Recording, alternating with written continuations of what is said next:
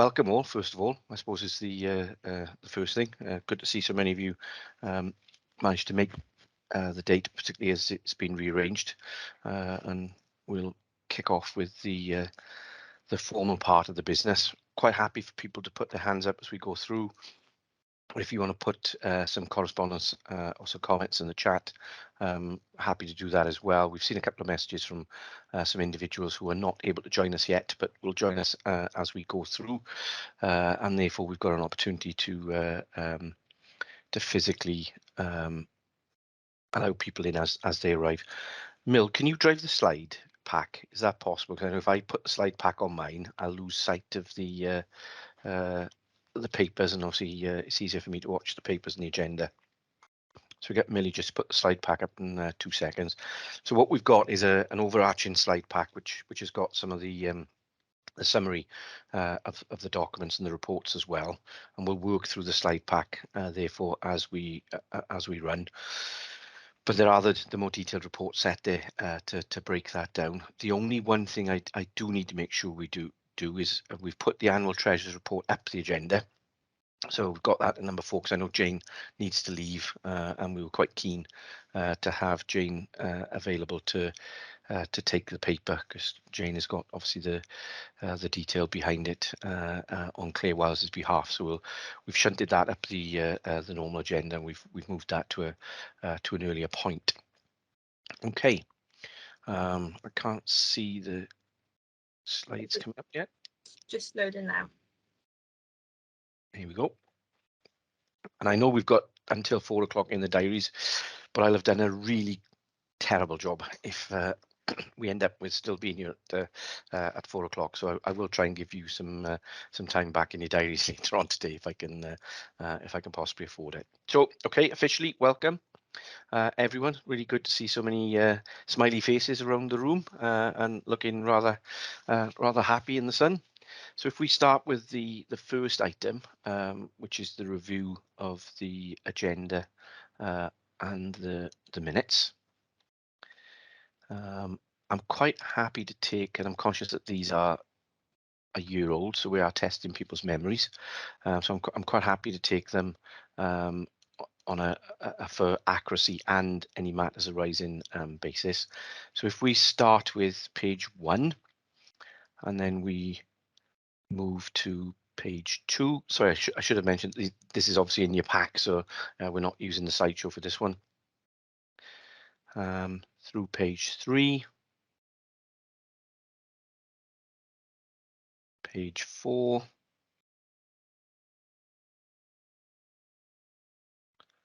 page 5,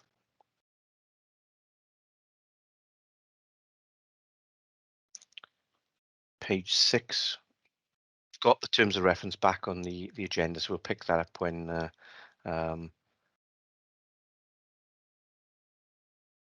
we get to that point on the agenda. Page 7, page 8, page 9, and page 10.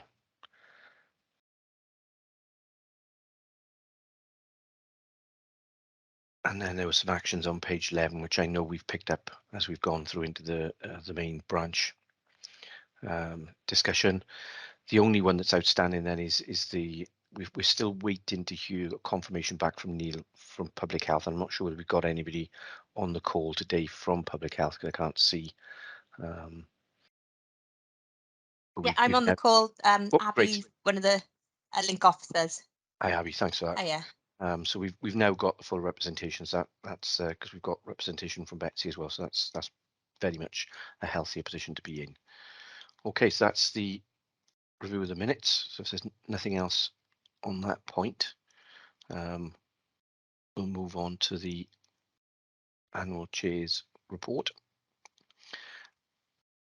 I'm going to summarise this in the best way that I possibly can. So by all means, bear with me. There is a more detailed report that sits at the back or in the papers that goes into slightly more detail. And I'm trying not to steal some of the thunder of my colleagues who are going to do the relevant update reports on finance, etc. as we flow through. It's been a bit of a different year, is the way to describe it. It was the second of the two that we've seen in the pandemic, which obviously has given us some limitations in terms of how we've been able to function, certainly in terms of in-person events and the inability to hold them. However, I think when we look back and reflect, and obviously now is time to do that, it is really positive to see that over the last year in particular, we've managed to maintain the momentum. I do think as a branch, we've gone from strength to strength. We've seen the use of technology coming more to the fore, and we'll pick that up as we go through the session today.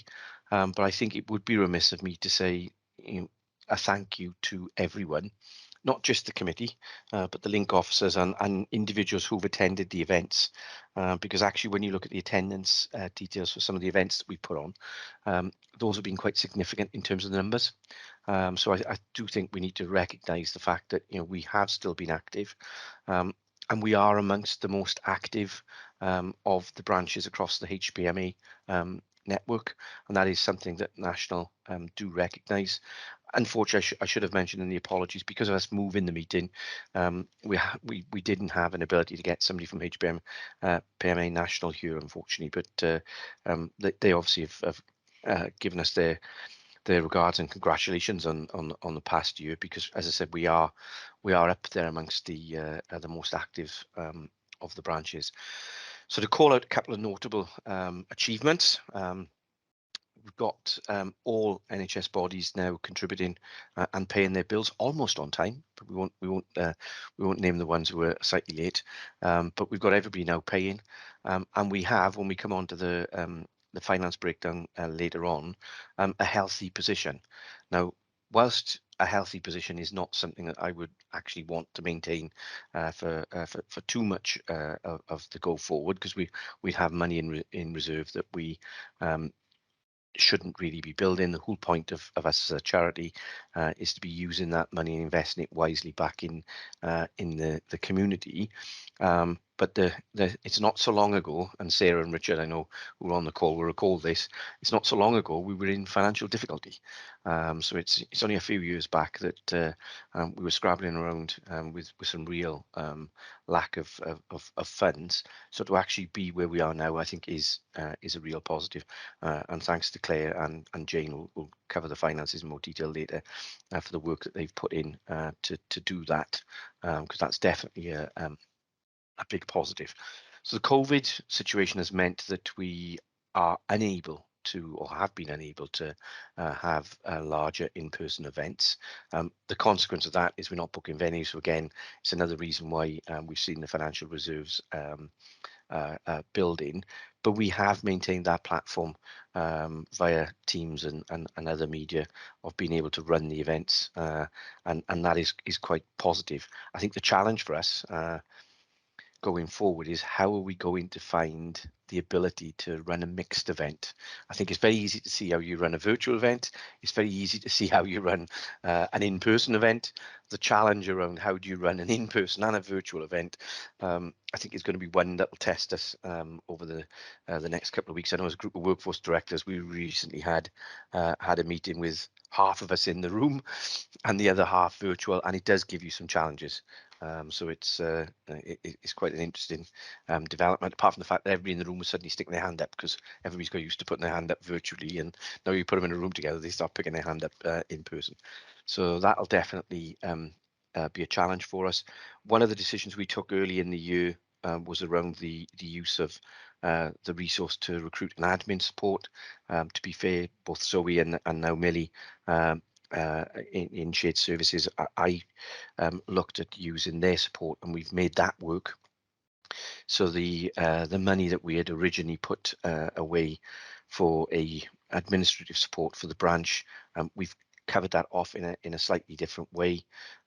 what I proposed and mentioned before when we took the decision was that we then earmark that spend to be able to dedicate to the developing the professional activities that are starting to gather some pace. So I think that's a real positive. Certainly Zoe and Millie latterly in terms of providing the support, it's worked for us as individuals in the same organisation.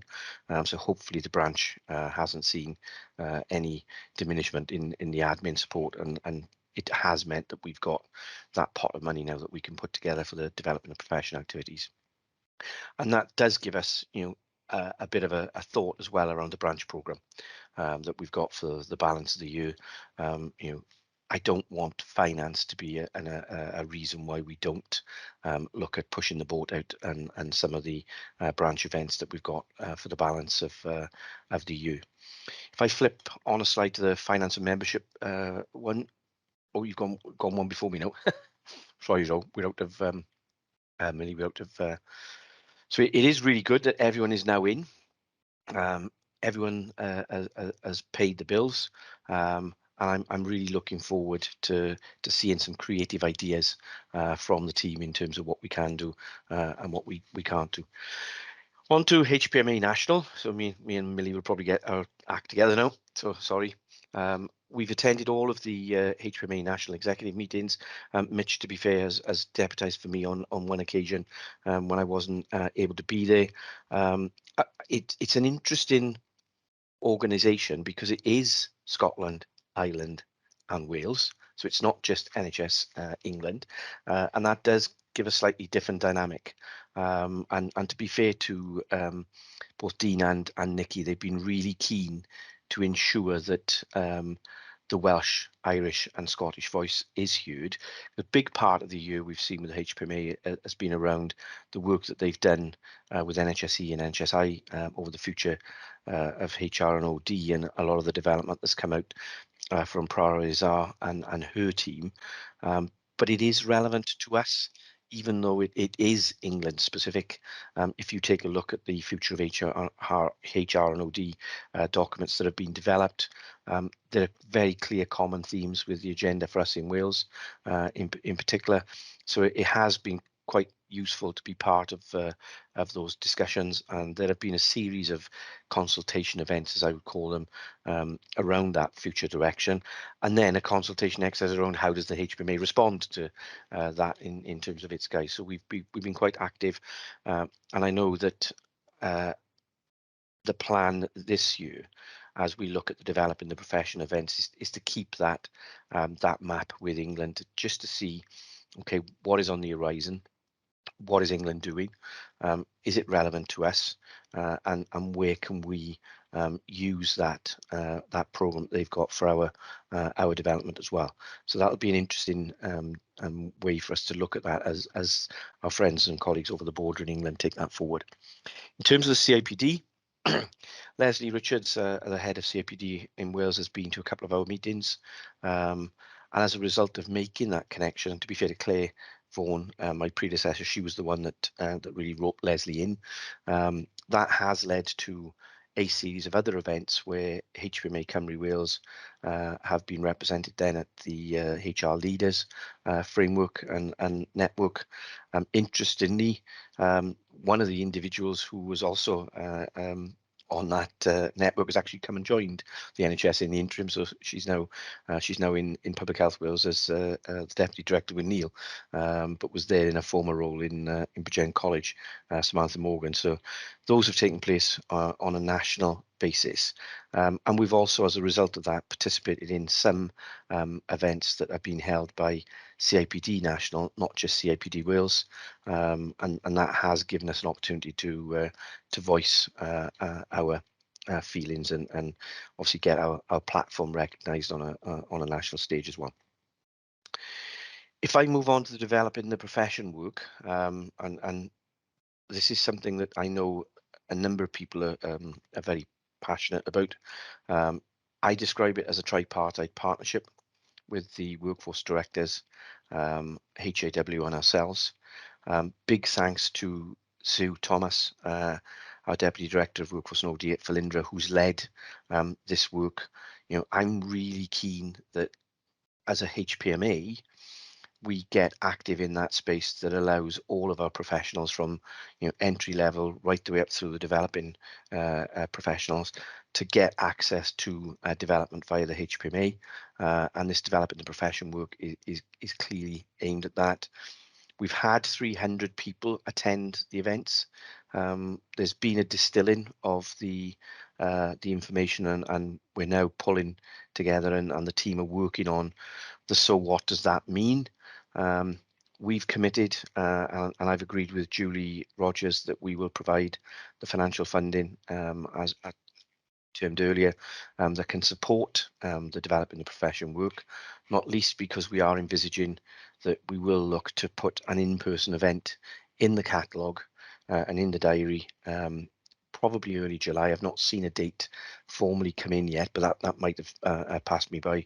So we are looking at having a large event, and that will be the first of those events where we kick off the work that we've been showcasing. And this is very much around how do we ensure that as NHS Wales and HPMA Wales, we are developing our professionals right throughout the organisation and across Wales.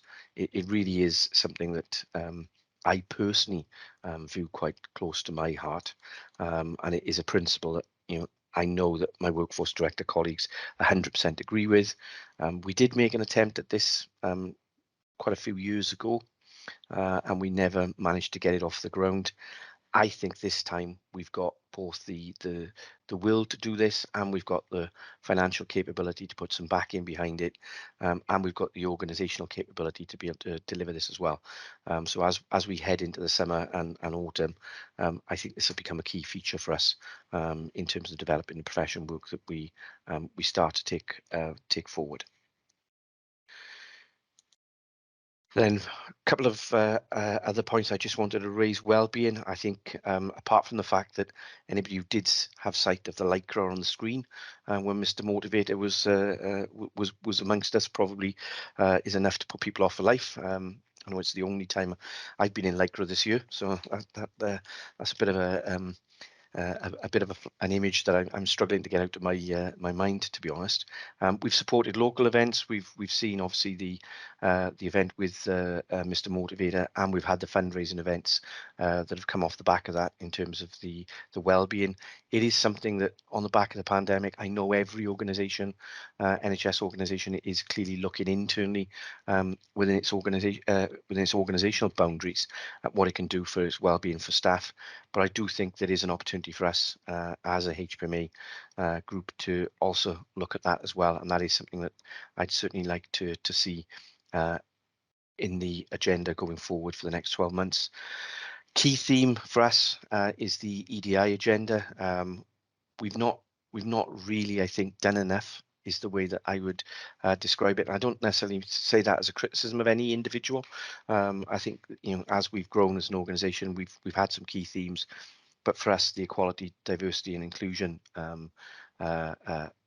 agenda really is something we need to give some more thought to, and that's definitely a priority that I would like to see us build on this year to ensure that we've got a better representation across the piece. Now, whether that be in the link officer network, whether that be as committee members, I'd really like to see that extended, and I'm open to any suggestions and any ideas from the community that would enable us to affect that and be more positive. It's also a big issue for NHS Wales, so it's not something as if we're in a bit of a chasm. It's definitely an area where all parts of the NHS in Wales are looking to focus. And again, I think HPMA is uniquely placed to enter that arena and provide perhaps a different slant. And certainly some of the EDI events we've run historically, have been quite thought-provoking. And we've seen some speakers that have brought something very different to the table. So certainly I'd like to see that one going forward. And then last but not least, Welsh language. We've rebranded, as you can see, with the HPMA Wales Cymru branch. there is a question that I'd like to pick up under any other business around the Welsh language, and that suggestions come forward that we drop the Wales because people expect to see the Wales, and we just call ourselves HPMA Cymru.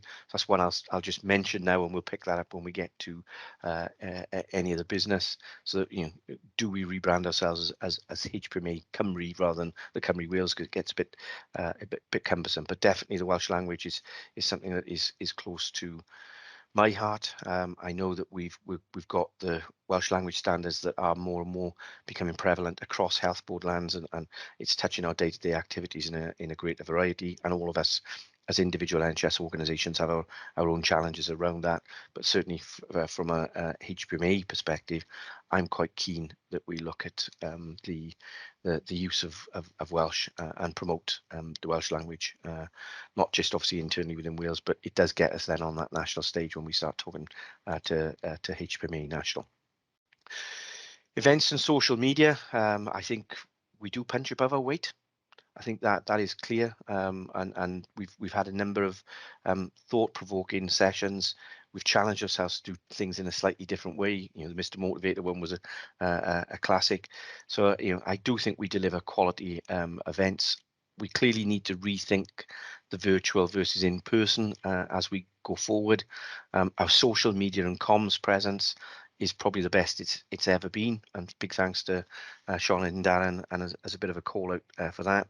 And certainly when you start looking at the activity we've now got with YouTube, LinkedIn, and our web pages out there, we are in a very different space in terms of events and social media. And then we've got the HPMA Cymru Wales Conference and Awards. I know that Mitch will pick this up later on when we start talking about the events planner. We are looking at the conference, and we have a proposal in terms of the conference. We weren't expecting the HPMA National to move their conference dates, but they did, which did throw us slightly, and they've moved them to September, whereas they normally fit in that November kind of window. So that did give us a bit of a challenge, and we did need to take a step back and have a look at that.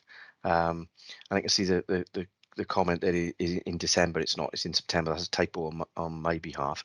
And it will be in person. And it will be in Birmingham. So we've got some previous winners who didn't get to go to Belfast that we need to pick up and offer the places to there. But also, it would be really, really good if we could get more events and more entries to the national events, and to get more therefore winners on the stage on the national platform. So that's definitely something that we need to pick up with our own awards, which hopefully then would allow us to lead on into the national conference and into the national awards as well. And then for me, welcome and farewell. It would be too long a list to cover off everybody who's come and gone during the last year, but genuinely I'd like to thank everybody for all their effort. It's not been easy, and I know people have struggled in different ways to manage the period during the COVID pandemic. We've got lots of new faces on the committee. Welcome to all our new committee members. Really, really good that we've got lots of active engagement and lots of new faces as well amongst our link officers. They become very much the bedrock of the organisation in terms of getting all the comms out within health boards. So I'm certainly looking forward to seeing more of you, and hopefully as we get to the in-person events, we'll get to meet each other in person. And then lastly, because she's managed to sneak away, it's actually a first day today in a new job. So there was actually a little message where she was feeling like new girl on Queen Street Station as she was getting ready to catch the train this morning. Big thanks to Claire Vaughan, my predecessor as the branch chair, for all the work that she's done, not just as the chair, because Claire's been a mainstay of the branch for many years, but as she now exits the health sector, or at least the NHS sector, and joins St John's Ambulance. Big thanks from me personally to Claire. We did get a chance to see her off and say thanks and well done.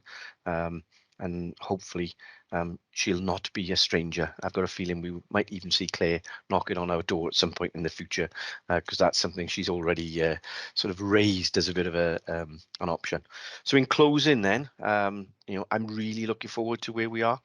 I think we're in a really strong position, not just financially, because it's good to have the money there to invest, but actually when you look at the breadth, the skills, the difference of skills that we've got within the group and across the HPMA organisation, I really do think we're in a really strong place to start to challenge ourselves to be a bit more innovative and really raise the bar now as we go into what hopefully will be a new refreshing year, without some of the difficulties we've seen over the last 2 years, and particularly around the developing the profession work. I'm really keen to see that develop. I've always passionately wanted. I was quite fortunate. Some of you might know my story.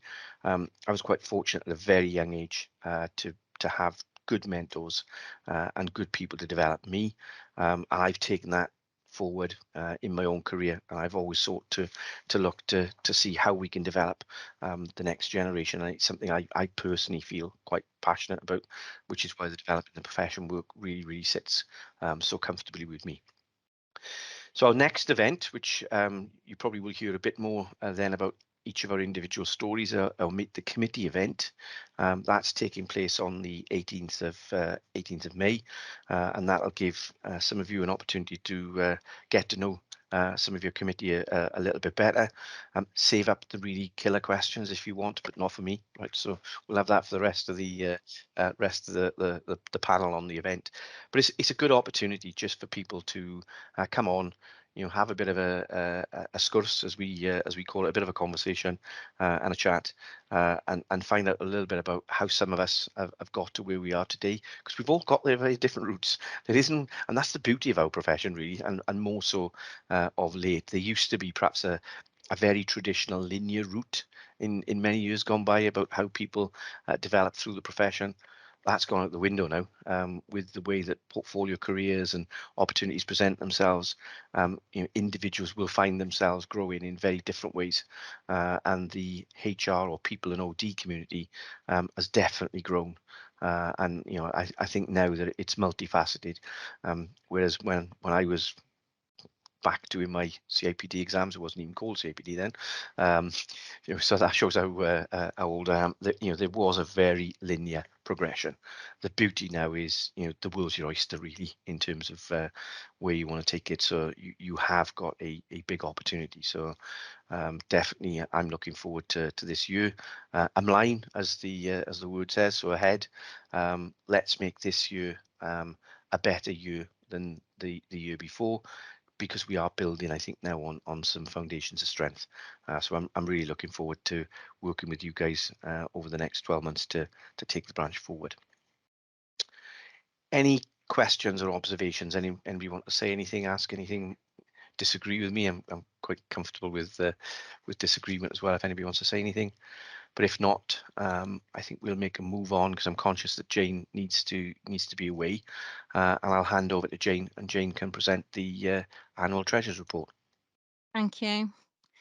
Can I have the first slide, please? All right, okay, I guess for anyone who doesn't know me, I'm Jane Tyler. I am a chartered accountant and the senior finance business partner in shared services. So I support your treasurer and have been doing behind the scenes for a number of years. And I'm here today because Claire can't be with you. So what I'll do is I'll just talk you through what happened financially in the year and where we are at the end of the year in terms of the finance position. So this first slide, this details the movement on the finances in the year. So we opened with a retained fund of £70,197, as you can see. That is much more than we would have expected to bring forward, and that's because our activities were curtailed in the previous year. So the spend in the previous year was low as well. So we brought forward a very healthy figure of £70,197. In the year, even though there was COVID and activities were curtailed, we still achieved all of our income. So we had our sponsorship in from NHS Wales, which totals £18,000, and I'm hoping that that's agreed for next year as well. I believe it is. We had our membership fees in, which were 13 organisations at £682. So that's our Wales branch memberships. And as far as I'm aware, and that is not changing for next year, and we've been able to hold our membership static, which is good at this time. And then we had our contribution from NHS England, or I don't know if that's the right term, national HPMA. So what we have from them is 30% of the fees they collect, and they collect based on a variable rate depending on the size of the organisation. So in total, we had £29,667 of income in the year. Our expenditure in the year, as you can see, totaled 7,402. So in a normal year, that would be more like the 30,000 we've got coming in. But as Gareth explained earlier, there's been slightly less events, but more than that, the virtual events we've had have been much cheaper than they would have been if they'd been in-person events, which is, I guess, a significant point going forward. So in total, as you can see, we contributed another £22,265 to our accumulated fund in the year, which means that the accumulated fund that we're carrying forward is a very, very healthy £92,461. If no one's got any questions, we'll go on to the next slide. Okay, thanks, Millie. So just get it up on here as well, so it's a bit bigger for me. So this slide details our balance sheet at the end of the year. Clearly, we don't have any physical assets, so we're looking at a balance sheet that comprises debtors, creditors, and a bank balance. So the bank account currently, or at the 31st of March, I should say, stood at £87,541. We had one debtor, which is income collected from NHS sponsorship. That had actually been paid to National HPMA, but it hadn't been transferred to us. It has now been transferred to us, and our bank balance is now standing at £95,541. Against that, we've got 3 creditors. So that's 3 outstanding payments. One is for an invoice associated with the national conference. We haven't received that invoice, and that's the only reason we haven't paid it. It has been chased. When we receive that invoice, we'll make the payment. We have the ACAS event, for which we have still not received an invoice, but that was quite a recent event.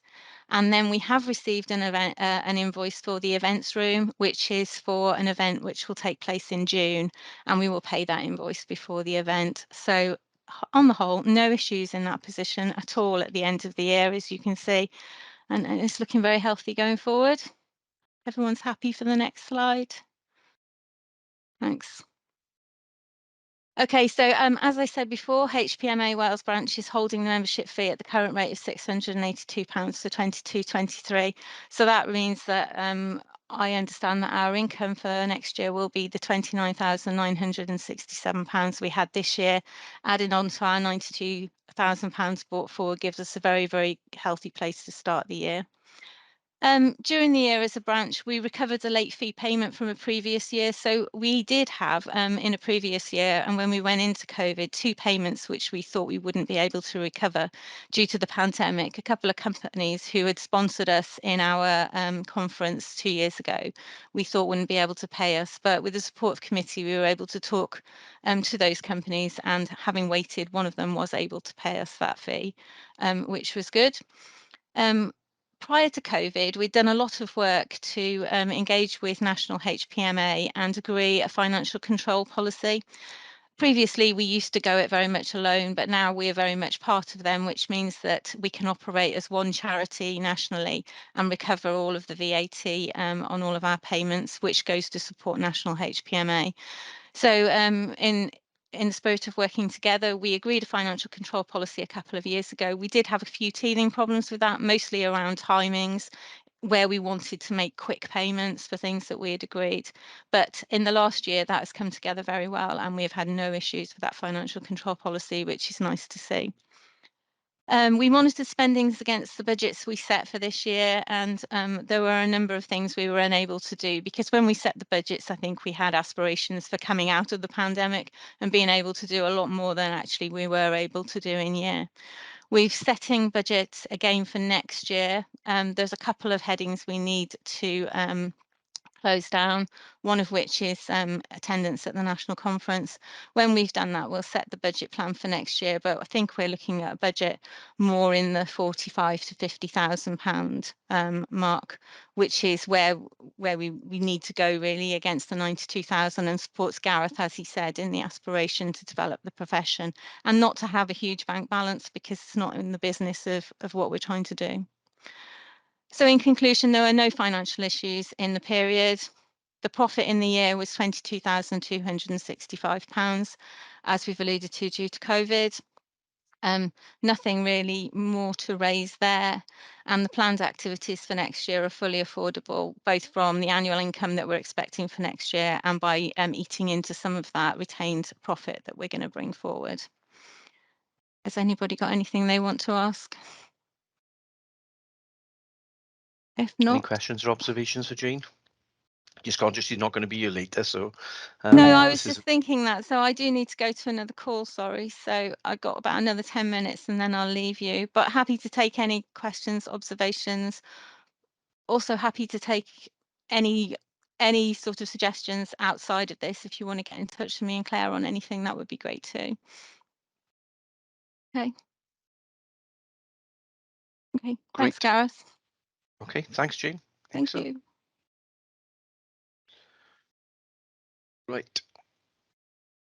And to be fair, so some of my colleagues, like I said, has just made a comment now. Some of us remember when it definitely wasn't like this. You know, it definitely was a lot more financial challenging. I can recall when Sarah was chair of the network. It was really hard work where we didn't have any money, and genuinely we are in a different space. It's not a case of spend for spend's sake. You know, I genuinely do think we've got an opportunity with the development and profession work now. Because there will be resource and money coming from HAW as well.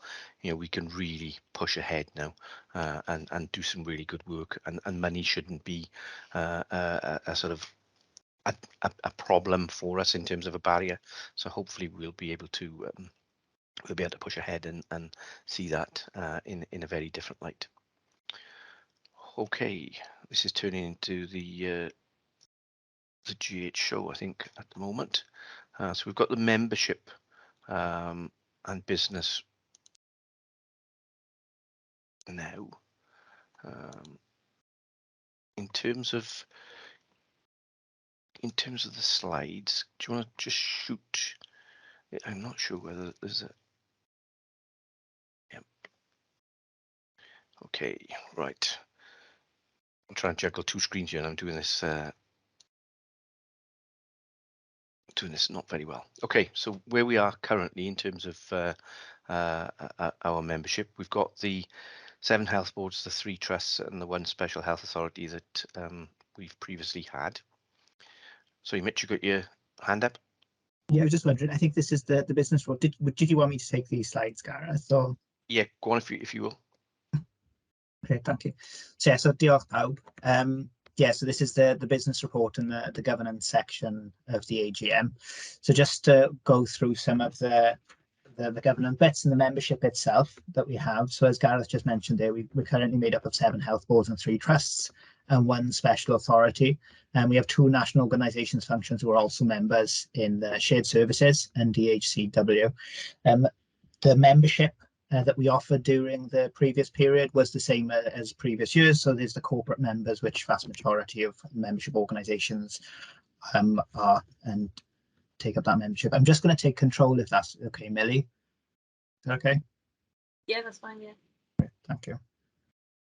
So yeah, so that's the type of memberships that we've offered over the last year. So membership subscriptions, Jane's touched on this, the corporate membership fee, or how memberships are paid within HPMA Wales. So the corporate membership fee of £495, and then there's a local branch additional fee then for the Wales branch of £682. There was no uplift in fee for the year just gone. So just to touch on some of the events that took place over the last year, we'll go into these a little bit more detail towards the end of today's meeting. But just to touch on these quickly, we had two big events, main events, which was the Recognise and Reflect 180 motivational minutes, which took place in May last year. It was very well attended with 148 attendees. The other event that we held then was the Mock Employment Tribunal, which took place in February of this year. And that was one of the first events, I believe, that we advertised nationally as well, or in recent years that we went out nationally to try and get people from all over the UK involved. And you can see that with the number of attendees that we had over 300 there, that worked really well. And it will be something that we'll be looking to pursue again in future with our future events. As far as social media, I did check these on Friday, so there might be a couple more since then. But on the HPMA Twitter account, we currently have 899 followers, and on our LinkedIn account, there are 196 members. We've also recently recruited a membership engagement officer, Angela Williams, who I can see has joined the call today, and we'll be hopefully ratify Angela joining the committee a little bit later today.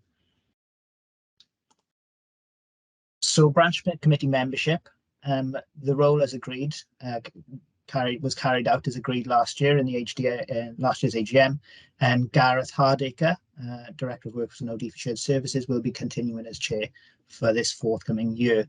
As you can see, Sarah Morley also continues her role as Deputy President for HPMA National, and you can see some information there in relation to other committee memberships. I think something that Gareth touched on earlier is that we have seen an increase in the amount of people that are attending our branch meetings, which has been very welcomed. And I think that's partly down to the encouraging of link officers to attend the meetings and get involved as well. So that's been really fruitful in the conversations that we've had during those branch meetings, and it's led to them being very successful.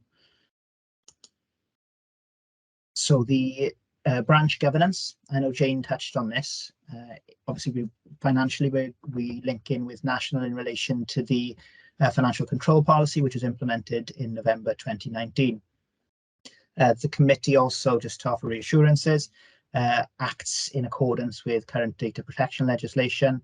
The terms of reference which were agreed at last year's AGM will be reviewed at this year's AGM as well to check if there's any additions or any amendments needed for the forthcoming year.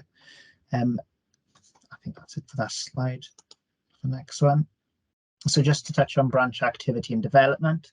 So over the past year, committee meetings took place as agreed every 4 to 6 weeks, 4 to 6 weeks even, and were undertaken via Microsoft Teams. There were 8 meetings since the last AGM. The events we've touched on a little bit earlier, I appreciate that information's out of date. I think that's last year's, but we've touched on the events that took place a little bit earlier in the presentation. So just to speak about national as well, so some of the key events that took place nationally, in addition to the events that different branches were putting on. So HPM National Conference took place on the 2nd and 3rd of December, and the AGM took place virtually on the 10th of December. There were 4 National Council meetings attended in the last year by HPMA Wales members. As Gareth mentioned, he attended 3 and I attended 1. So just to note some risks and challenges that we might experience in the forthcoming year. It may be the capacity of members and link officers to undertake their roles, appreciating that this is in addition to the usual work and the day job, so to speak. So that might impact on always a risk, and it's a risk that we need to be mindful of going forward. There's also, as I appreciate, we're in a very healthy financial position going forward, but just a long-term risk is obviously if there is a reduction of funds at some point, that might impact us in the longer term. Having said that, we are in a very healthy financial position currently. Loss of organisational intelligence is another risk and challenge we might encounter as committee members step down. So does the organisational knowledge of what's happened within HPMA, that tends to go with them as well. So it's important that we keep in mind some kind of sustainable recruitment of members to ensure that we're able to manage talent within HPMA as well. Accessibility to virtual platforms as well posed a risk. I think the dual approach, as Gareth mentioned, we're being considered for how we take that forward. into the next year, how we can deliver some form of hybrid events where we can offer an element of face-to-face as well as the virtual. And that's it for me. So just a quick whistle through the branch and governance. Are there any questions at all? Okay, that's great. Everyone is very quiet today, isn't they? You need to wake everyone up. It's, okay, no, I'm only joking. In terms of the terms of reference, we've got the terms of reference circulated, and we do just check them and review them at each AGM. You'll see that there are some areas we've highlighted where we've tracked the changes, so you can physically see the changes that we've made.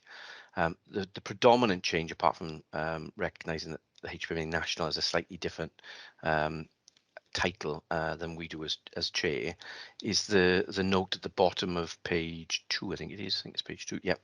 Around the committee roles, because this was something that came up last year and we didn't actually realise it, to be honest.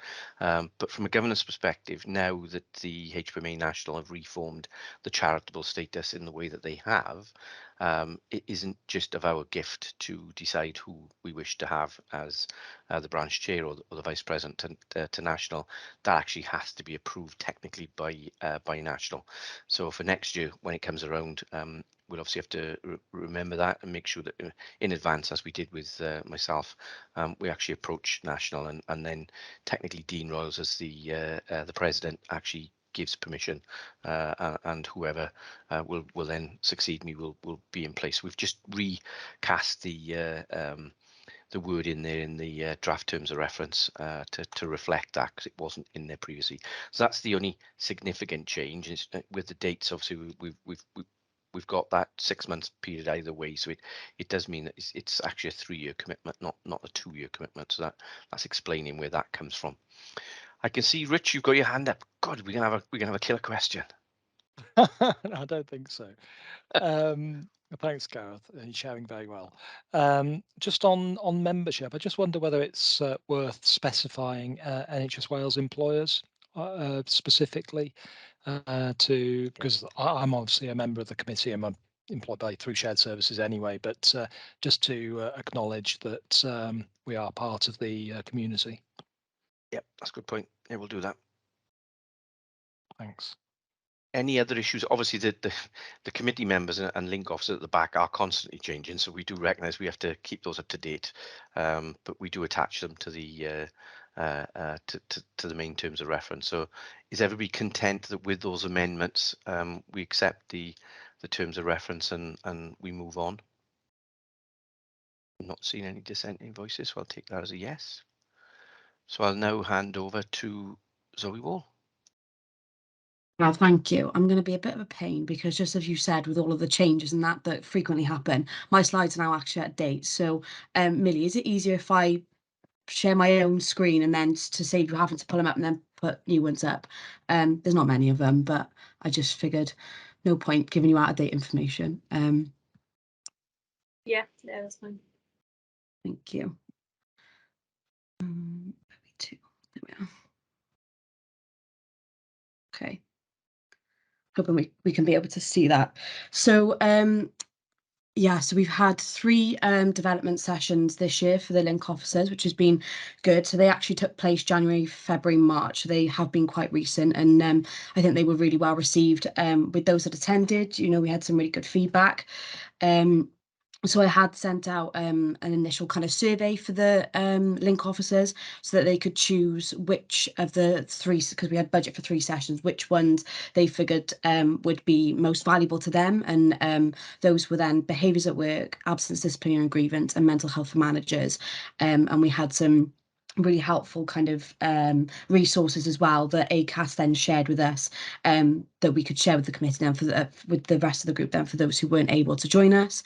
And they are accredited sessions by ACAS, so there's always a benefit in doing that. So yeah, just as at the bottom of the slide then, you know, just really reiterating the committee's dedication then to the ongoing commitment and development for the link officers. And I think, you know, just recognising their obviously tremendous efforts and, you know, really what value their roles add to the committee in terms of, you know, giving back to them then with the development opportunities. So they were three-hour sessions that were held via Teams. It was quite interesting as well because we had 3 different people from ACAS delivering it this time, whereas before we only had the one individual. So that was quite nice to see different perspective and things. And they were quite interactive, which was good. We had a chance to kind of break out and have a chat around those. As you can see, some of them weren't as well attended as some of the others, which was a bit of a shame. But I think just kind of the time of the year, I think, you know, things took over, especially kind of within the health boards and things like that. But as I said, you know, we've got those really helpful resources that we've been able to share with those who weren't able to join us. And then we've got the ongoing commitment then from the committee for the following year that we'll be able to have a look at some more sessions, whether we use ACAS again, and kind of have a look at what that looks like then for the year going forward. So I think this list of membership has probably looked as full as it ever has. So it's really, really good to see. As you can see there, I think the only gap that we did have from a committee member point of view was from Public Health Wales, as we had some go on maternity leave, but we have got the link officer representation. So we do have full representation from all of our member organisations, which is absolutely fab. And as Mitch mentioned earlier, we have recently appointed Angela Williams as our memberships engagement officer, which I think will definitely add some value there and kind of helping Darren and Sean Ed with the comms sort of things and just driving that forward. So that'll be really good. And then with the link officers then as similar. So we're missing out on a Betsy link officer, but we do have a representative from on a committee member. We've had quite a bit of change to the link officers, which is good, you know, some new faces on the committee. And yeah, you know, it's just really positive to have that, you know, that ongoing kind of support from all of the organisations there. So yeah, we've got a good group. Yeah, that's it from me. Thank you. Oops. I'm trying to stop sharing my screen now. There we are. Yeah, thanks. So that's been really helpful, and again, in keeping with the point I was trying to make earlier on developing people at all stages of the profession, the link officers are key, because these are the individuals that really see everybody at grassroots level in health board. So this is a really critical piece of work, and it's a critical role, which leads me to a bit of sadness, really, because after we'd circulated the agenda and the papers, Zoe informed me that she's actually going to be leaving us, which was a sadness both to me personally, because Zoe's been a great help to me in terms of my role in HPMA, but also to us as an organisation in NWSSP, because we genuinely didn't want to lose Zoe. But I do recognise that there are times in people's careers when they have to move for career development purposes, and Zoe's actually going to take a step outside of health, which is interesting. Into a different sector, and she goes with certainly my best wishes and that of the organisation, with the hope that this is just a temporary foray into Transport for Wales, and at some point in the next couple of years we'll see Zoe reappear in NHS Wales in a different position, but certainly on not just on behalf of myself, but on behalf of the branch, both as the administrator before Millie and now in the link officer role. You've been, you know, a star. You've kept the mood going on occasions when I know that individuals were really struggling in the middle of the pandemic. So, you know, personally from me and on behalf of the branch, I genuinely do wish you all the best. I can see, Sarah, you've got your hand up. Yeah, thank you, Gareth. I just wanted to add my personal thanks to Zoe, because when I was chair, she was completely fantastic, really, always there, and could rely on Zoe completely. So I just add my good luck and thank you so much. Thank you. So that does give us a bit of a problem, because that's a vacancy, which we will need to fill at a rate of knots. I'm not planning on putting everybody on the spot here and now. What we will do is put an email into the system following today's meeting, but we are genuinely now looking for a replacement for Zoe. We want to do that as soon as we possibly can, because we don't want to lose the momentum that we've got. But also it does give an opportunity for somebody else to step forward and get the benefit of that national exposure and get in the pleasure of working with some of our officers. I suppose, yeah, we'll count everybody else apart from me. So you'll get the pleasure of meeting some different people with different skills. So we'll get an email out straight after the meeting today. But if you could give some consideration to who would like to be the link officer responsible person, and it is really a genuine. I see it as a crucial role for us because it is out there with the range of members that we've got across the organisation. It's very easy for us to tap into some of the senior people because we've got networks set up for those. We don't have networks other than this type of network for the general staff across the organisation. So for us at HPMA to keep us grounded, certainly in terms of your committee, it is really important that we are looking after our link officers, and therefore the link officer coordinator role is absolutely critical for us. So genuinely, I'm hoping there's somebody on the call today who's listening who already is committed to the HPMA, who will feel they want to put their hand up and give it a go. But that does mean, as you can see, that the membership list changes literally almost, it feels like a monthly basis, where people obviously come and go. But generally from us as an organisation, and don't be a stranger, because I know they're only going to be up the road or down the road. I can never work out which way around they're going to be, because they're going to be quite close to us. And you're joining an ex-NHS member as well, I think, from memory. The other Zoe is there as well, isn't she? Zoe England's over Yeah. there, Yeah. So so there's going to be a little part of the NHS sitting in Treforest somewhere in the Transport for Wales team. So no, genuinely thanks for all you've done for us, and good luck. Thank you. Okay, to keep us moving, because I'm conscious of time, Mr. Davis is ready with his slot. Diolch, Gareth. Millie, are you? Yeah. Okay, great. Okay. Right, okay. So essentially what I'd like to do is just to sort of do a review, reflection on the comms plan since the last AGM, back around this time last year. So it's a bilingual comms plan designed to be both proactive and reactive, and to respond to what was going on, people in OD and workforce needs and policy and natural direction, etc. It was a live document, so it was updated as we're going along, alongside our business as usual. Next slide, please. Okay, so the aims of the plan basically, was just to build and ensure that stakeholders were an interested party informed, engaged bilingually. I think that was very key. Everything we pushed out was done bilingually, and as soon as something was happening, we were sharing it. And how to embed in the strap lines, all the comms that were put out, with you, for you, developing health through people, that was integral to everything that was sort of pushed. And also to ensure that we had the appropriate assets, platforms, functions. We've mentioned social media and build on that, for example, and the development of the existing channels and perhaps some new things going forward. Also to provide some general support should it be requested, and further development of the brand. Next one, please, Millie. Thank you. So as per the plan, a wide range of communications channels were established, the channels were updated, developed, as well as the other assets, which I'll get onto in a moment. The online, electronic, social media, marketing tools, so graphic design and videography. I'll again touch on the social media and the things we've done there, and cross-channel promotion. So essentially, whatever we put on one platform was everywhere. So we made sure that it got as much exposure as possible. All the platforms are audited on a monthly basis, which we obviously fed back into committee to make sure they were, that we could show that we were growing, to show the things that we were doing are effective, and to make sure that they were appropriate in many respects. Next slide. Okay, so what work was undertaken against the plan? Well, I think the vast majority of you have seen the update on the internet site, which is hosted via the national site. So it's sort of a site within a site, as it were.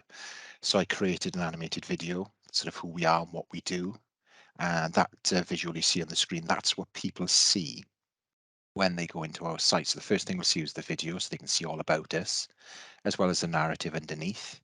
We've got the committee then to the right-hand side with some nice pictures and the titles and what they do. Added to that then was links then to Millie and Zoe and everybody else, as well as news items and articles. Again, like I mentioned, everything that we did is shared on there. The Teams channel, you're probably tired of me posting there because I was doing it quite often, but I was trying to, just try and get things through to everybody within the channel for awareness, to shine posts, to possibly feedback to me, etc. As well as posting up, any templates that I'd created as well. I mentioned the video, for example, the Teams backgrounds, that sort of thing. Next slide, please, Zoe. Millie. Okay, this is social media. Again, branded, as you can see, we've got the colours there and the strap lines, etc. Worked with Seaned to ensure there was regular posting on the Twitter platforms. We established the first branch YouTube channel. There's 20 videos on there at the moment, which have been edited, branded, uploaded, again, done bilingually. Re-establish and sort of update our LinkedIn presence. There's 35 posts, again, bilingually, since I took over that. And I mentioned already about the animated video. Again, that's across all of our social media online platforms. And it's the first thing, crucially, that people see when they go on our platforms. So if they want to know who we are and what we do, they can get it straight away. Next one, thank you. Okay, events. So we had my team's events set up with Mitch leading on that. Any events that was happening, I had some sort of involvement with them, whether that was through graphic design, through editing the videos, just being part of the day, any IT challenges we may have faced, etc. And as I mentioned, with events, task and finish group and the other bits and pieces that are going to be coming up for the remainder of this year. So got involved in the Mr. Motivator Challenge and the Meet the Committee theme event to follow very, very soon. Also supported Sue Thomas. I think Gareth mentioned that as well. They're developing profession events. So the graphics you see on the screen there, I supported Sue, developed those posters. They went out through our channels. I promote them through shared services as well. In terms of asset creation, we've got the team's background, we've got video templates, music, idents, we've got graphics so people can see their names on the screen should they need to. And the infographics as well. If you looked at the very bottom graphic there, that was that people had tweeted and what they were doing to do the Mr. Motivator Challenge. So I did a sort of collage for that. And there was numerous things sort of in between, but we wouldn't have enough space on that slide, but lots of things to support what we were doing. Okay, just some brief stats then. In terms of sort of growth and things like that, we're currently third at the fourth of the HPMA accounts in terms of LinkedIn. The National and surprisingly in the London Academy have run about between 1,000 and 2,000 followers. I can't recall who's third, but we're about 50 followers behind. So I'm making it my life's work to ensure that we overtake 250 before the year end. In terms of YouTube, we're currently first out of the 3 accounts that are there, so we're actually beating National and the London Academy. On Twitter, we're currently 4th out of 13 HPMA accounts across the UK. It's National, the awards, and the Academy that's actually ahead of us so far. In terms of the revamped website, now the way the website's set up in WordPress, I can't do a reflection, unfortunately, of the year. It won't allow me. You've got to upgrade and things like that. It's not something I can do. But in the previous month, we've over 4,000 people have actually gone in and had a look at us. And in terms of the pages on there, just under 10,000 people have had a look at each page, and they've been on, the site for around about 2 minutes. Very briefly as well, because I did. Sorry, can you go back? Sorry, Millie. Thank you. I did do a few other bits and pieces in terms of stats as well. So I mentioned about LinkedIn, we did 35 posts over the year. We had 6,000 visits, everything bilingually as they all were, accompanied with pictures because the visuals always really help. 20 videos on YouTube, over 5,000 hours watched across the videos. There were 73 tweets on Twitter and 126,694 impressions. And that means how many times it's been seen, people have looked at our tweets, etc. Okay, if you could move on now, please, Millie. Okay, So I think, you know, we're getting there. I think that there's a lot going on. I think in terms of the social media presence, in particular, we are growing. So my thinking is just to sort of grow on that. We keep the bilingual theme, of course. We can look at other channels as well to support things. You know, Facebook is an opportunity, but I want to get us to #1, and I will do everything in my power to try and really get us up there. It's going to take time. We'll continue to do the graphics and videography where required. Not a problem at all. If anybody needs anything or there are things coming up, just drop me a line. The use of Mentimeter, we've already used that supporting Sue Thomas' events, so we can use that as well in the other events going forward should we need to. And also the development of the branch newsletter. I've got a graphic on the screen there that we could possibly look at and discuss in terms of how we could make it look and feel. Just initial proposal. And in terms of content, then we've got some content now, but I think as the events are coming up, we've got Meet the Committee coming up soon. We can incorporate that so we really packs a punch, I think. And the other thing for me then is if you haven't joined any of our social media channels yet, please do. The more of us that get in there, the more of us can share things and, you know, sort of build awareness. So let's help ourselves, sort of thing. So apart from that, if anybody has any questions, they're very welcome. But that's it from me. So diolch. I can see that Abby's got a hand up to come in. Ab. Hello. Thank you, Darren. I just had a quick question around because I know Gareth mentioned earlier around the importance of the equality and diversity element, and I just wondered in the newsletter whether are we planning on having some section that covers up and coming events around that? Or, Yeah, we could. you know, yeah. Yes, Sorry. absolutely. We could certainly integrate that. That's no problem at Yeah, all. I think Yeah. I don't know how others feel about it, but I think it would be good visually if what we're doing is, you know, saying we want to support these kind of events. Is there anything that people want to do, and start putting those kind of things out there maybe?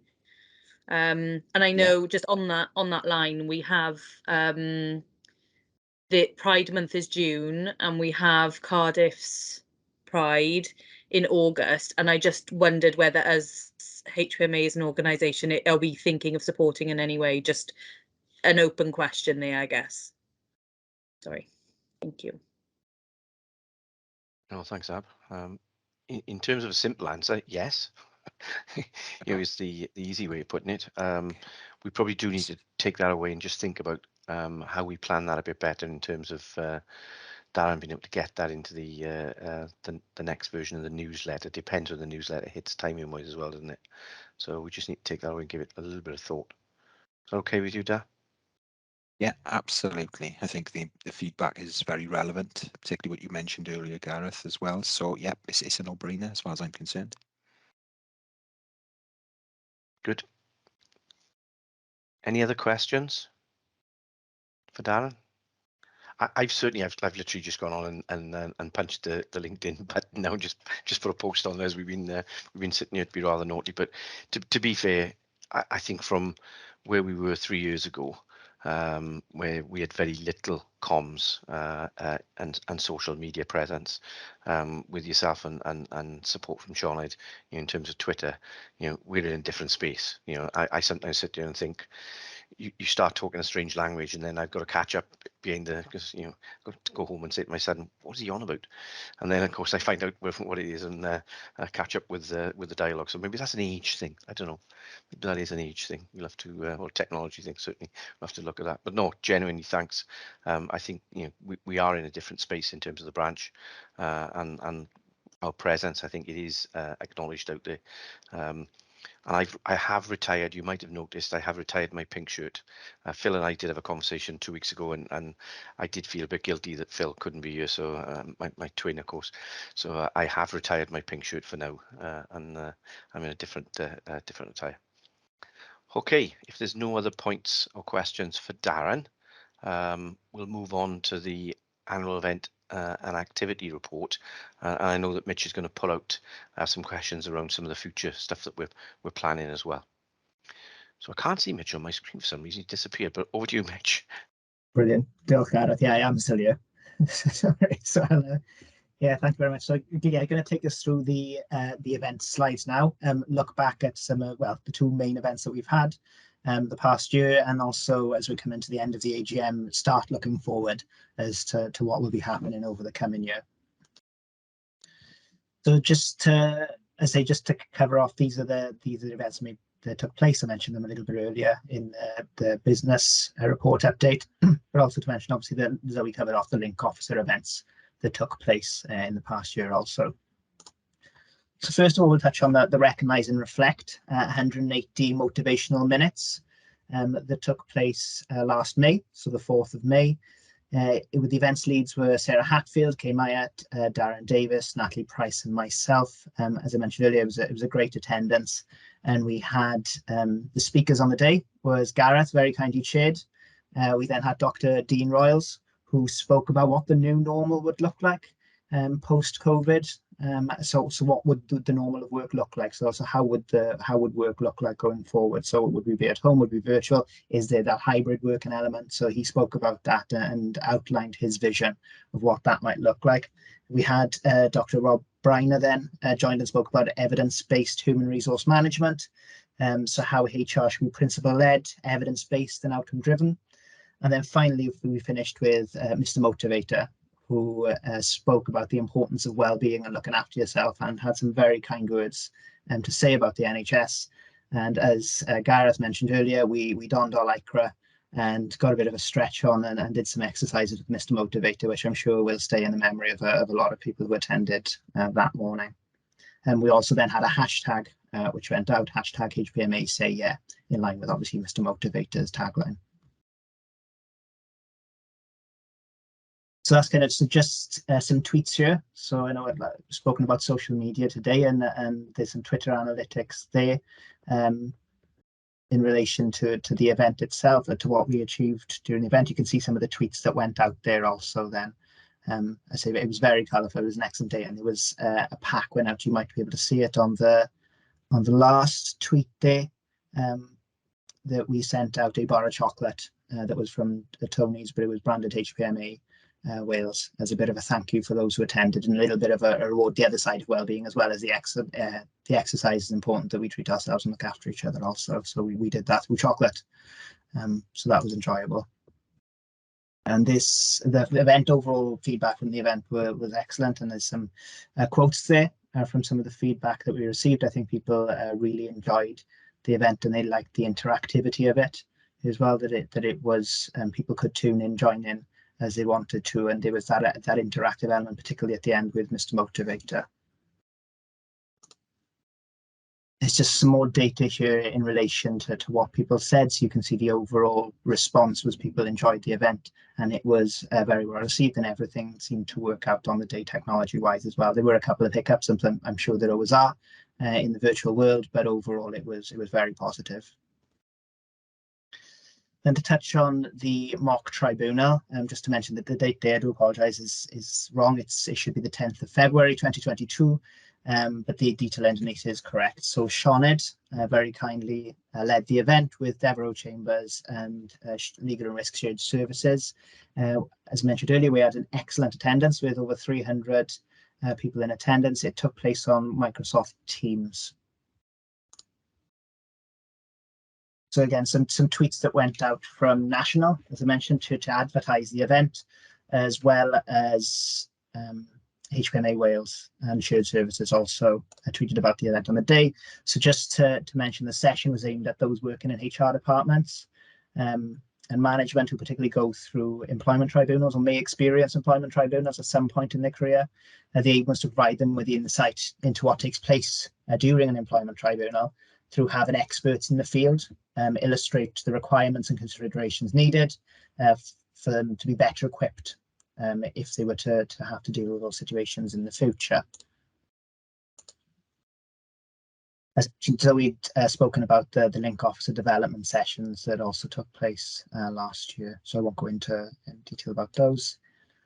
And then finally, looking forward to the next year, so you can see here is an event plan that we have in place at the moment. You'll notice that a lot of the dates there are to be confirmed, and part of the reason for that is to try and find availability, but it's also that the content, if we're honest, might change, particularly with the development sessions coming up later on in the year, and we want to be acting on the most recent feedback. So you'll notice that there are events or sessions penciled in pink for later on in the year. The content of those may change depending on feedback that we receive, but the content of them at the minute is based on what people said during the consultation as far as developing the profession work in November last year. So there's been recent consultation taking place a couple of weeks ago, so we're just waiting to hear from the feedback of that before we put those in concrete as the events that we will be taking forward. You'll notice that there is a larger event that we're hoping to undertake in July, which will be along the lines of which we'll be working with the developing the profession team and the people that are leading on that to try and make sure that we're able to look back and look forward as well on what we can do with the profession. As has been mentioned by both Gareth and Darren, the next event that we have upcoming is the Meet the Committee event, which will be taking place next month. And that again ties in with developing the profession work, namely that people were asking for insights into careers and maybe some hints and tips on steps people could take to progress within their career, and some information that people might be able to share with them. So it's going to be quite an interactive session, hopefully, with an opportunity for people to ask questions about what they might be able to do going forward. So you will, so at the moment, not on this slide, so to speak, but it would be on the next one. Beginning of 2023, we're hoping to run our HPMA Wales conference. As Gareth mentioned earlier, the reason for that and why it's so late is we're trying to align it with national conferences. So that seems to be the most appropriate time. It'll be taking place on St. David's Day, and the theme that we're looking at is inclusion in a very broad sense in the workplace, in inclusion of all the people that work within the organisation and creating an inclusive culture, as well as being inclusive of the Welsh language and Welsh culture as well. So that will be the theme of the event. So that's what we've got upcoming over the next year. As I say, we're trying to tie it in as closely as possible with the development of profession work to make sure that we're supporting that wider work in NHS Wales. So that's it for me. So is there any questions on anything I might have said? If I could just pick up on the point that Mitch was making there around conference, what we're trying to do is to get ourselves back in line now that National have obviously changed the date for the main conference, so that we have our own awards. So it would be in March now next year at our conference, but obviously the awards would close earlier than that. That does leave quite nicely then into the main National HPMA Awards that normally close at the end of April, beginning of May, in readiness for their timeline. So the thinking there is that any awards that we submit for one of our Welsh awards can automatically then go forward to the national awards, because the timelines actually work and they're pretty much in sync. And obviously using the 1st of March as St David's Day is quite a good day to celebrate the Welsh culture as well. So it's a bit of a nod to both, really. We were thinking of maybe running our conference in the September window, so we'd get in advance of national, but obviously they did surprise us when they moved the national conference somewhat this year, because it's always historically it's been in the 1 point in the diary, so we have had to rejig. And to be fair to Mitch and the team, I think the proposal that we move it to the 1st of March is a pretty good one, and it is a bit unique to us as a branch and country. So personally, I was quite comfortable with that.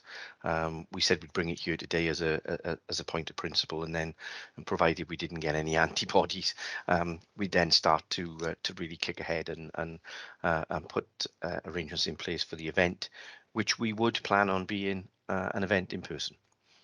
It's definitely what we would like to do, notwithstanding the always downside that you can't get everybody in the room because of the virtual approach, but we would like to get people into an in-person event. So we feel our national conference certainly fits that bill. You know, it's a big enough event that we could come together. So we might just need to get creative about where we take it or where we can book, because obviously we do get challenges in terms of venues and locations. So that's something that we can start thinking about. But we just wanted to test the water here. It seems as if a couple of people have said, yeah, that seems a good idea in terms of the 1st of March. And as long as we've got no real dissent after today, we'll probably push ahead with that as being at the forefront, really, and having a look at how we can then get that into the to the planning calendar. It is a bit fluid because the development of profession work, because that hasn't yet lined up all its series of events and where we think it'll go, but the money obviously that we're putting to one side will definitely give that a bit of a nudge, and as we get past the event now in July, hopefully we'll see more dates firm up in the diary, and we can link it around some of the topics that we know are going to be supported by the arrangements in the main work that the development of professional stuff will do. So you know, we can align it alongside that. Any other questions for? So I was just looking at Ruth's just made a suggestion that we could look at new conference arena in Swansea. That's one we've not been to before. Sarah, do you want to come in? Yeah, thanks, Gareth. It's interesting there you made the point about aligning the agenda with where the development of the profession work is going. I see it almost the other way around, almost, because, you know, the HPMA is a key delivery partner or arm and in the development of the profession work. We've got a lot of more work to do to flesh out the detail of that, but actually, you know, we need to align the other way as well, is where I would see That's a it. good point. So absolutely key. Thanks, Gareth. Any other questions for Mitch or any other observations? No. Okay. So I think that takes us to any other business. We've got the question that we posed at the beginning, which is around the branding and whether we move to HPMA Cymru or we still have HPMA Cymru Wales as the brand. It was an interesting suggestion. I hadn't thought about it, but it does make us slightly unique then in the HPMA field in terms of the national work. So it did strike a bit of a chord with me, I've got to be honest, when it was suggested. Are there any strong views either way as to whether we should do that or not? Go on, Mitch. This is a speak now or forever hold your peace moment, mate. Yeah, I think personally it's a great idea. I think it makes a statement, particularly when we're looking at the vision around the Welsh language. I think it makes a statement on that front. I also think that it's keeping up pace with a lot of other things that happen at the moment. So it seems like there's an embracing of using Welsh word for things.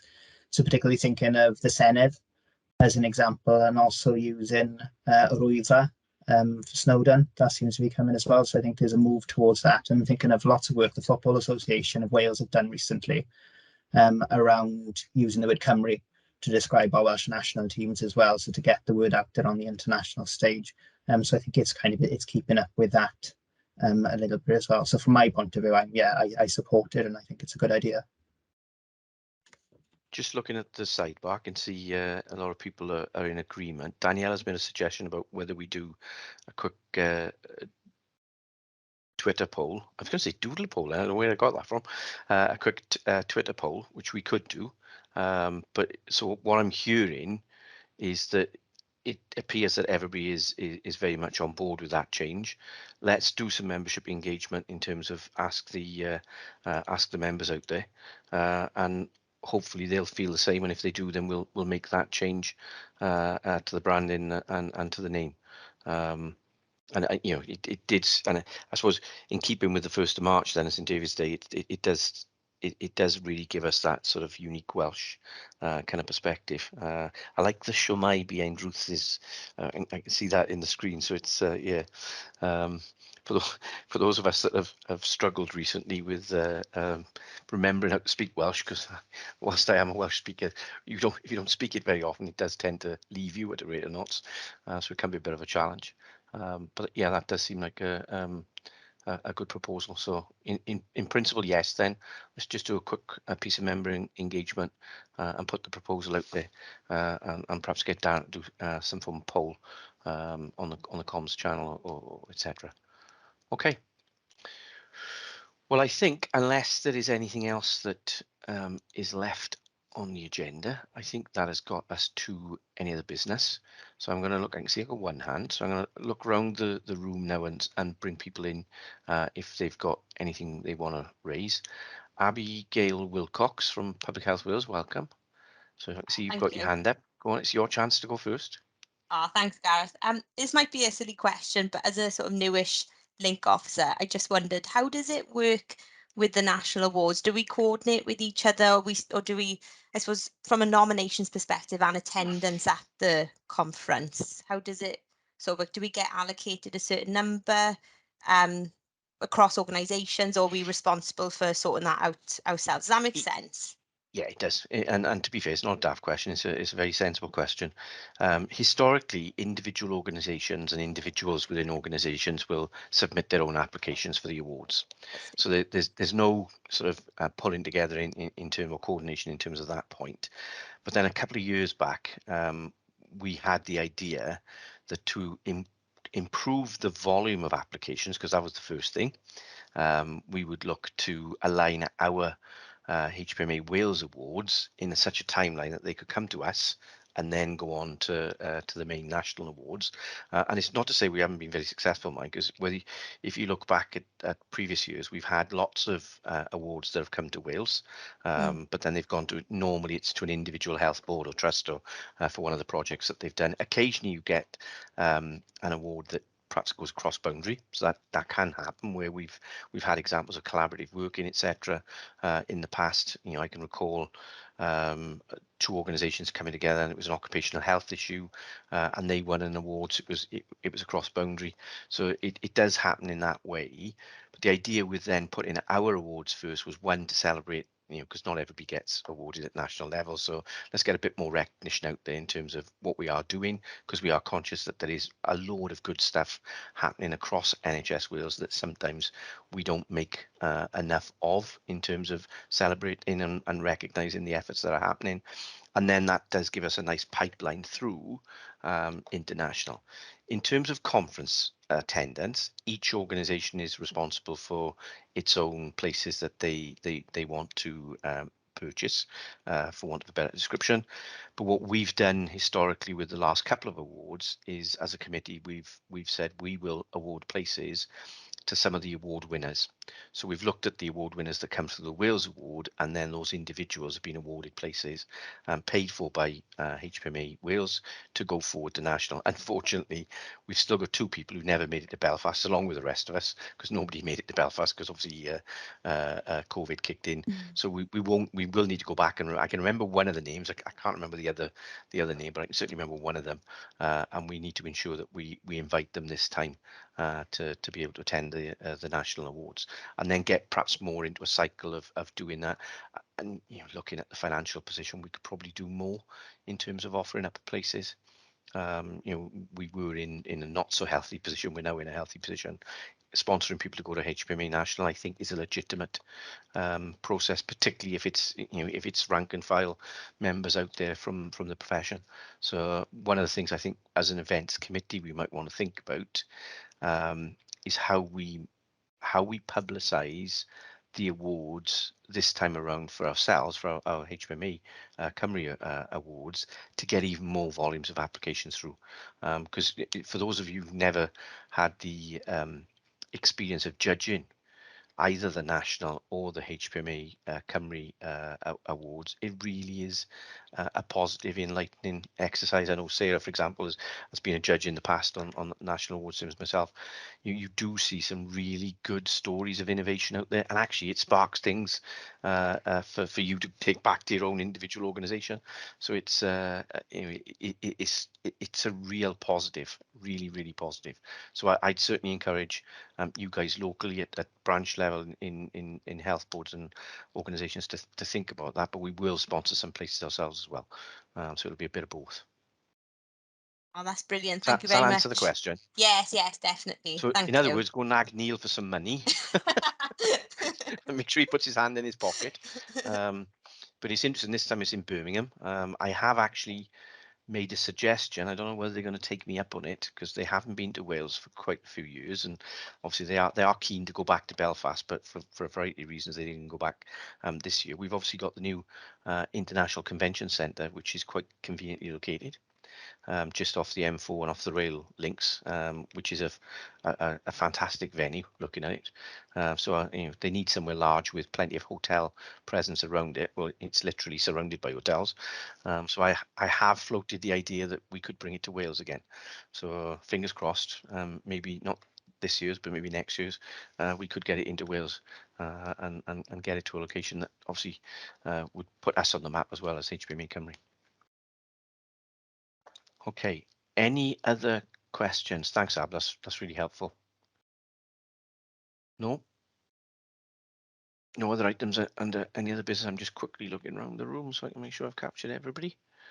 Okay, well, it looks as if we've therefore reached the end of the AGM's business. We've got another committee meeting coming up shortly, and we've got the Meet the Committee event, so I would hope that people obviously really come forward and attend those events. Genuinely, thanks from me, because I think the last year, having taken over from Claire, was not what we expected. It's been really good to see people on a regular basis.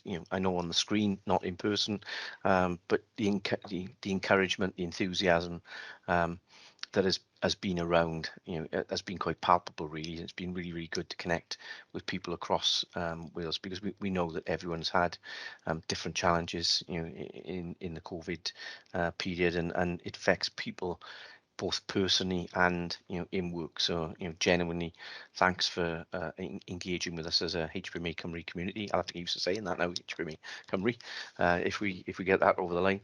And it's probably a bit of a challenge for me, is sometimes the temptation with some of these types of activities is that we take a step back. Don't, if you feel you've got something that you really want to contribute, do push yourselves forward, because it is a unique.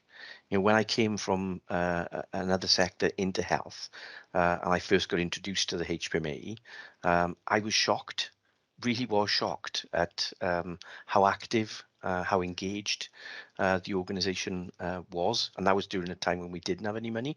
So now that actually we've got some finance to invest, because I'd come from local government, and yes, they have on paper a similar type of arrangement in local government, nowhere near as active, nowhere near delivering the types of events that we are delivering. So I do think there's an opportunity for us to raise the bar another level. When I look at the creative people that we've got out there across NHS Wales, I do think there is a real chance for us to do something even more, even better, and that's not any criticism of anything that we've done to date. I just think we're at a bit of a tipping point now, where actually if we can harness some of the enthusiasm that I'm seeing at a grassroots level, that could be really powerful. So it's both a bit of a challenge and a bit of a sort of request, I suppose, to have a little think. What can you contribute? What would you like to see? Because if people don't put their hands up and ask, then they won't get delivered. So it's a real good time for the people community across Wales to now pick up that sort of mantle after the difficult time that we've been through, to give fresh life and really push that message. So I'm quite upbeat about the next 12 months. My enthusiasm might not be coming across in my voice, but I'm definitely upbeat about it. And I'm going to set a challenge. There's one person on the call who will know it as soon as I said it. I listened to a certain person on the radio this morning talking about his cows and how enthusiastic he was. So Sinead, your mission, if you choose to accept it, is get him on one of our sessions. So we've talked about Nigel. He was talking about mental health and well-being. It was this morning, and his journey. And again, I found it fascinating to listen to how he grounded himself with the cows. After coming off a career where obviously he was universally recognised in the sporting world. So it was quite an interesting one. So yep, Sinead, pressure's on. You've got to get out of age. Oh, have we? Yeah, we've got. Is it the 9th of June or 10th of June? Excellent. There we are. Mitch, is 9th that of right? June. I think you might be. Yeah, I think we've got the 9th of June. Just check the plan now, and it's on the 9th of June. Yeah, we've got it in for. Sorry, I thought we'd updated you last committee meeting on that, but I yeah, must have missed that one. Let me It was only because he was on the radio this morning, literally talking. He was like, "Oh, I wonder where we are with Nigel." Yeah, 9th of June, 9 o'clock. Excellent. Put that in the diary. The only thing is, I think that's a week I'm on leave. It is.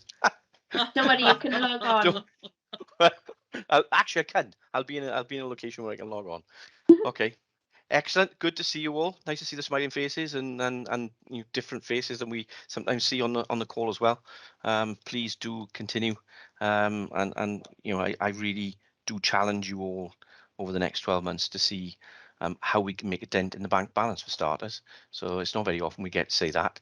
But let's put some really good events on, and let's have a look at what we can do to develop a profession at all kind of levels. Because it's definitely something I'd like to see us regenerate now as we're coming out the other side and really have some fun. Because those of you that know me will know that I've got to have a smile on my face when I come to work. So I'm sure the rest of you the same.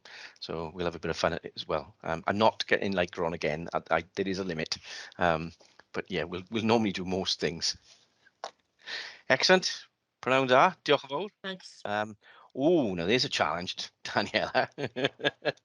Karaoke. Yes, no, she's just hit my soft spot. Oh, blame me. I'm the original founding member of something called Caraholics Anonymous, but that's just one I'll keep for a later date. Excellent. Thanks all. Thanks for your attendance. We'll get the minutes out and we'll put the note out about the replacement for Zoe. As I said earlier, don't be a stranger. Let's make sure we see you on a future basis when you come back, and hopefully we'll replace Zoe quite quickly, and we'll integrate that individual into the committee and get some more events on for the link officers. Excellent. Diolch yn fawr. Thank you. Round Thanks, up out. everyone. Diolch yn fawr. Thanks all. Bye. Bye all. Ta-ra.